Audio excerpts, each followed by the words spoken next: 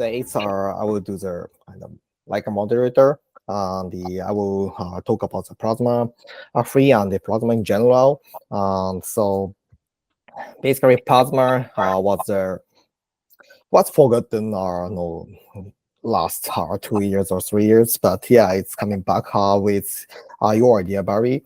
And plasma free is kind of making plasma even compatible, and also it brings the same scalability of plasma. No data on almost no data on chain, and the scales with the security of Ethereum inherited by our client side activities. So today's question. So I have 3 questions, and maybe it takes 15 minutes or 10 minutes. So let's start from first question. So when Plasma 3 becomes more scalable than the other layer 2s or layer 1s like the layer 1s like Solana and Tone, and yeah, there are many layer 1s, and they also layer 2s like optimistic rollup, Zk rollup. If Plasma 3 is more scalable than that because of eliminating the data posted on chain, what kind of application will be desirable there? And will culture and ecosystem difference between Plasma 3 or Plasma space and the other spaces? So let's start from Barry. Yeah, thanks so much. This is a good question. So I suppose that the cultural side is maybe easier to deal with first. So I imagine that like there will be different cultures between like the various plasmas and the layer 2s, because I feel like the layer 2s are very focused on security and they pay like a premium for that. So I expect that like a lot of sort of like financial activity will exist on the layer 2s, or maybe like financial activity is not the right word, but maybe like high volume transactions where you really need to have the security. But I expect that like Plasma Free will be a place where there's a lot more play and a lot more like low stakes financial activity or low volume financial activity going on. What other applications would I expect? So I think of things like games and kind of like social community structures that could exist there. And I'm excited to see this new world of like different sort of possibilities and different applications that can exist, because like at the moment, like you're really limited in the kind of applications that you can make, because it's just so expensive that to make transactions, it's infeasible to consider doing things like fully on-chain games on layer 1. So I'm excited to see what people will come up with when that constraint is removed. Cool. So basically, you are saying that low stake financial activities or non-financial activities like gaming. So let's say low stake financial activities like micropayments or something like that. Yeah, so I think that like micropayments are just like low volume transactions. So like sending a couple of dollars seems to be like an important thing. And like I don't really need, like if my wallet gets stolen, that's kind of okay, because like I don't have that much money in my wallet. And like it's infeasible for me to think that like, oh, I'm gonna keep my wallet secure, right? And I'm gonna leave it at home and put it in a safe, right? And like we could do that. We could all do that with our wallets, but like that's not what they're for. Like they're for just like going out and doing stuff with them, right? And by wallet, I mean like physical wallet. I guess that was maybe a bad example, but like I think you understand what I mean. Yeah. It's a really interesting because you're exposing your financial policy as well a bit. And yeah, so gamings and the social apps, social apps like the forecaster and these kind of new trend. You were talking about that as well, right? Oh, I think that's a good idea. I didn't really have that in mind when I was talking, but like now that you mention it, I think that makes sense. Cool. So okay, it's fine. So Jack, what do you think about the new scalability layer 2? If it's go beyond the other layer 1 layer to see what is desirable. Absolutely. I think that something Barry said is super interesting is the gaming part. I think that's is one industry that will profit a lot from the plasma technology. Compared to every single other one, right now, it's completely unfeasible for them to build real on-chain games. Transaction costs are through the roof, and the more the it's unscalable in tens or hundreds of millions of, I mean, millions of users. It's completely unscalable. Couple hundreds of thousands will break the game on gas fees.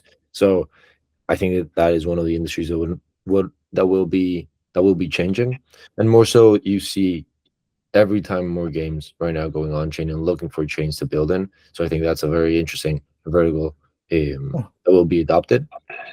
And on the other side, I think that micropayments um, is another super interesting vertical, more so for the microtransactions when you do pay-ins, payouts from platforms to their contributors, basically, where they might earn a few dollars per se that today is impossible to make it in some L1s. I think that's going to be possible. Maybe some gig economy workers or some platforms that today are unable to be on chain because their payouts are so little. Mhm. Let's say part of the music industry, part of the media industry where they get paid, or ads industry where they get paid a couple of cents at a time. Maybe those cents get into the dollar realm and they are sent through dollars. Um, but yeah, I think those are the verticals. I think most we'll see most chain on being able to be on chain. Today, some industries are like in a way not even able to be on chain based on transactions. Yeah, cool. So yeah, gamings are something are in the middle of the low volume transaction, the high volume transaction.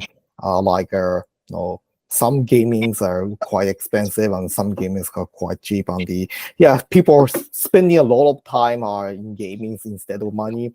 Sometimes on the yeah, it's very important for people, but no, it's not so high volume. It's possible, so it's very seems like a very good use case in Plasma. As far as I know, uh, okay, one application on Plasma Free, no JibX is there no on-chain or perpetual DEX and the older order book on-chain. So yeah, order book kind of data regarding the financial transactions, but not directly making our payments like order book, and it's also quite fascinating use cases as far as I see. As Jack said, micropayments is kind of what we cannot definitely we cannot do on layer one for for kind of a lot of people, billions people. Yeah, I hope that yeah, Plasma Free will be yeah kind of helping that part as well, like Jack said. So yeah, we need to move to next question. EVM. Yeah, about the EVM on the uh, about the R&D business. So basically, EVM Plasma has been said to be difficult for many years. Barry made the idea of Plasma Free last year. It was half a year ago, or yeah, almost 1 year ago, right? And yeah, it's been a while. I said to be difficult, but yeah, no, it took time to have the plasma freeze appearance, and such a R&D uh no long-term R&D is not so kind of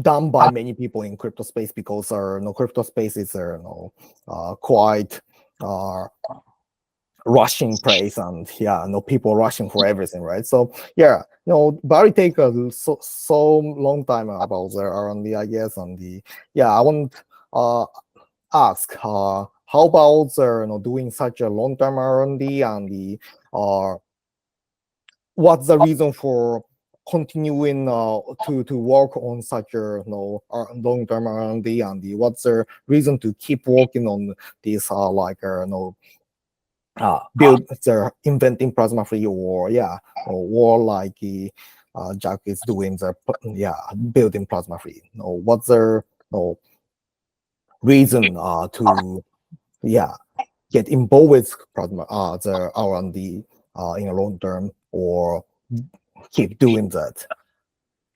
Um, so like, I suppose I'm just always interested in having interesting problems to try and solve. And like the on-chain, like making, like not having to put things on chain was like a really interesting question to think about. I remember in the early days, before we figured out like the layer 2 scaling roadmap, I was like more urgently exploring like different scaling approaches.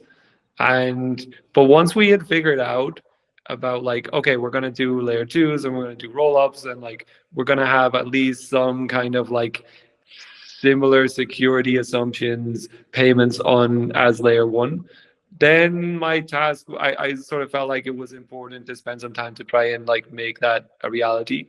So like spending, I sort of didn't think so much about like the different plasma variants and stuff, even though it was really interesting and exciting ideas.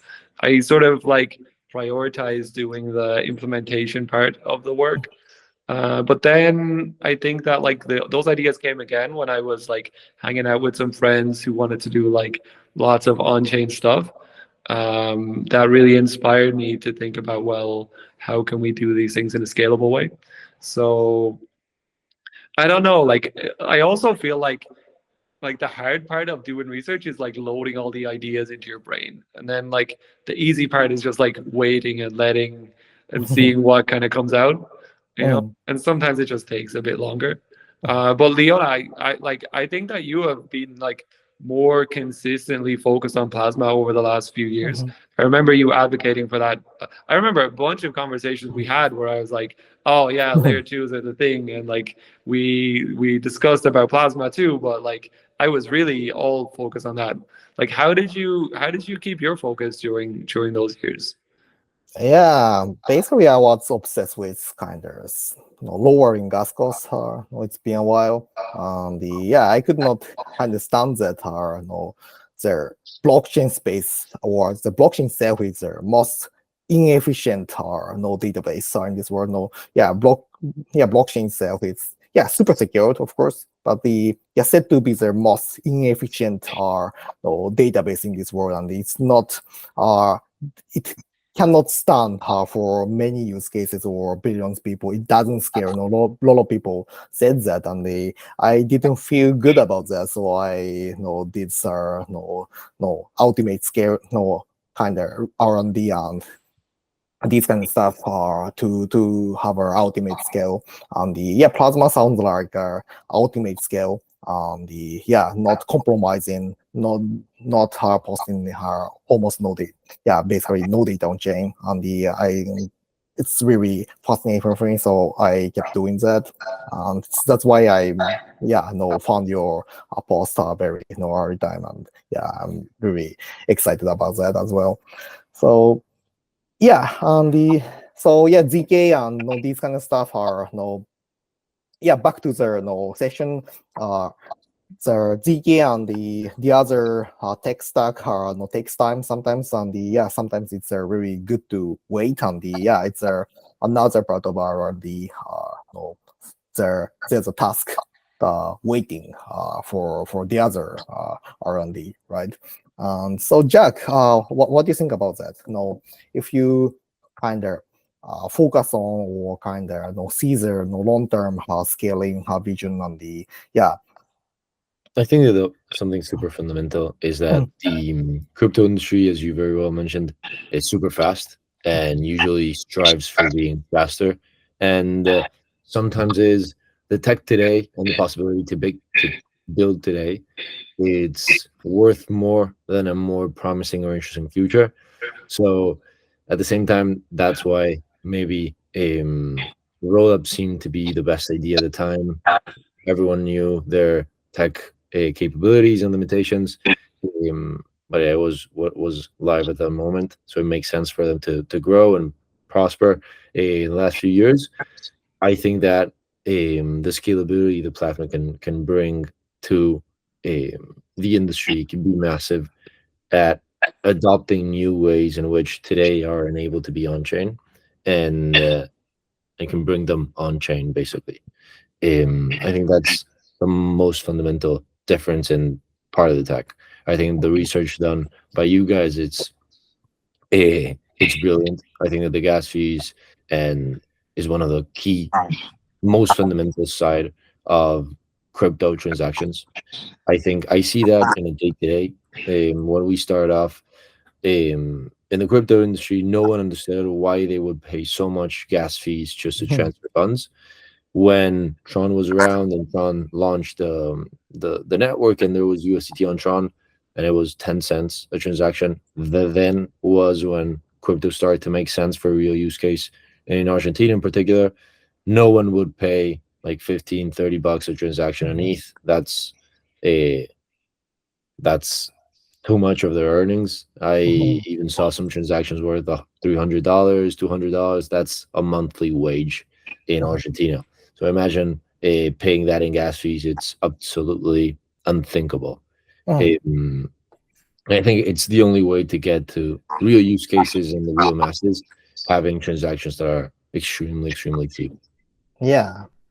Yeah, as you said, nobody is knowing that know what they are paying for when it comes to gas. And the security is like what decentralization, security, this kind of hidden stuff on the basically the most of users are kind of it's out of their concern when they need it, when it's needed, until it's needed. This is their their what are Ethereum people are struggling for. I think that you can see that in Tron, that the most volume, I mean, it's like 60% or 70%, I think it's Tron. Of the USDT is in Tron in terms of AUM, but in terms of volume is above 90%. Yeah, 90%. So everyone transactions in Tron, although not even 90% of the volume, I mean, of the AUM is on Tron. Yeah, so it's an interesting metric. Yeah, people are saying that Ether versus Solana, but actually, most of their kind of payment transaction are Tron right now, and it's it's a one period of crypto. So I hope that the decentralization will be one of the value how people share. You are kind of you were talking about a lot of stuff about that. And what do you think? How much scalability does the world demand from Ethereum? You think? Oh well, sorry. You can start, Barry, if you want. Oh, sorry. Please go ahead. What I was going to mention is that I think that it's like probably 1,000x or 10,000x. Mostly I see it of layer one, right? 1,000x of 1,000x of Arbitrum. If it's so, it's really scalable. And 1,000x on layer one is like something Plasma Free can will provide, or I hope so. And sorry. I think not only in smart contract, but in interactions. If you compare any single chain L1 today with the existing banking infrastructure, we are very behind, meaning on throughput, on transactions, on costs or fees. Whenever we are at the level of banking infrastructure or either Visa throughput, that's when that's the delta we need, basically. I think it's a couple of thousand, a couple of zeros, probably 4 or 5 or 6, depending on the chain. That's how much the crypto industry has to grow or has to become more efficient with comparable or competing gas fees or even gas prices for really to be usable in every single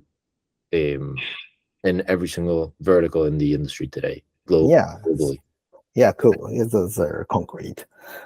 Barry, what do you think? I suppose that I guess that one way to go is you could compare to the financial industry and try and have the same amount of transactions per second.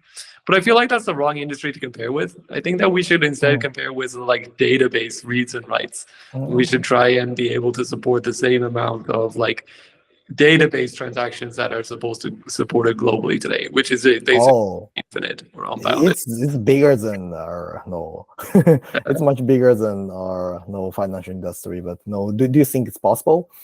I don't know, but I think that it's definitely like people will find ways to use these things. That like my hope is that like as soon as the financial throughput is taken care of, then like there's a whole set of other things that people want to do, and after that there's a whole set of other things.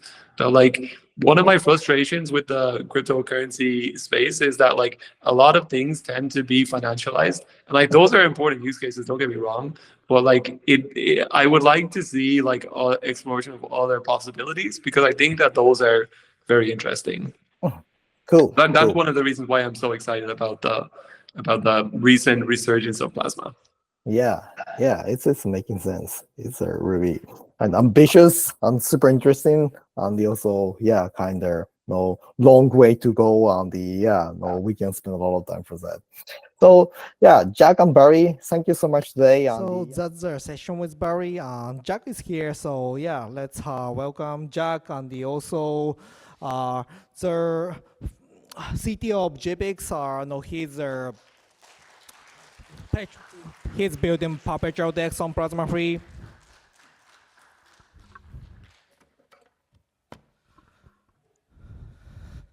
So it's great to have you here. Have you guys here? And we're Plasma Free mates, and basically Plasma Free, the development side and the implementation led by Jack Saracco, and our team INTMAX is contributing that as well, and also Gelman from he's living in can I say that? So can you do some introduction for yourself? Yeah, my name is Herman, and I'm a CTO of the JibX, and we are actually a perpetual trading protocol built based on a plasma free. So, like, this is it. Yeah, cool. So, I have a question today for you guys. So, okay, so let's talk about the JibX first, because JibX is one of the biggest applications on Plasma Free, and they are building fully on-chain DEX, and maybe some of you guys might know that the perpetual DEX and the order book DEX are basically off-chain or non-scalable on-chain, and we can, if we have the have these order book fully on chain, we can do many things many things new, and we want to talk about that. So basically is there anything else you need besides chain scalability? No, so this Plasma Free is super scalable, but do you have anything else or any request for Plasma Free? Okay, yeah, you're totally right. So we are fully on chain, and this means, as you mentioned, that it's not only like the settlement layer, for example, or managing collateral or managing assets. It means that the managing order book, so the holding all order book on chain, it also means that executing the trades. So, and yes, the scalability is the main point for us, but we need to, I think, separate the scalability for the 3 dimension. First of all, it's not only the scalability in the TPS or throughput, it's also the scalability for the data availability, because we need to store our order book on chain, and we need to store a big amount of the orders inside of it and make possibility to handle it and to sort it. And also there is the scalability in the cost. We need to handle the low cost for the transactions, because we need to make the execution on chain reasonable, the trades execution on chain reasonable. And beside of this, of course, we need to also focus on the security and sustainability as the financial protocol itself. I see. Yeah, basically, order book, perpetual DEX or DX, these things are quite complicated. So many requirements. And solving with the Plasma Free is something your choice. And also, why did you choose EVM? Yeah, I want to ask that no, for both of you guys. Yeah, so basically, recently, no, some kind of new VM stuff are happening in crypto space, but yeah, I want to ask the merit of EVM on the scaling how EVM beats plasma free makes sense. Like first of all, because EVM is the like direct way to get the liquidity, and it's one of the key business point in case of the decentralized exchange. And with the combination of the EVM and the plasma free, is actually provides to us capabilities that I described in the first point, right, about scalability, about mass scaling for the all levels of our solution. And also EVM is the fast way for the adoption. And for us, it's also like kind of the way how we need to grow to be capable to grow our liquidity fast and efficient way without any trade-offs related to the scalability and security. Absolutely. I think that very similar to what previously said. Today you see the blockchain ecosystem super fragmented with many L1s, many L2s on those L1s. I personally think that Ethereum is by far the largest. It's not much of a personal opinion, but it's more of a data-driven opinion. You see that the communities are in Ethereum, and most importantly, as Herman said, is the liquidity is there. Liquidity is king on across every single chain. You see small L1s struggling to get liquidity on chain. By not having liquidity on chain, then there's a subset of different verticals you're unable to provide efficiently, although you might have 1 million TPS. If you don't have a big liquidity, slippage is going to be big. There's not going to be enough market depth for any single trade. So that's where the inefficiencies move, not from the blockchain status, but from the liquidity perspective. So when we envisioned the creation of Plasma Free, basically using the Plasma technology, we were creating an EVM compatible chain for us was a no-brainer, mostly putting the main thesis around that answer on which is the largest liquidity blockchain currently, which one is compatible with our ethos on decentralization and growth. And yeah, that's how we came into EVM world.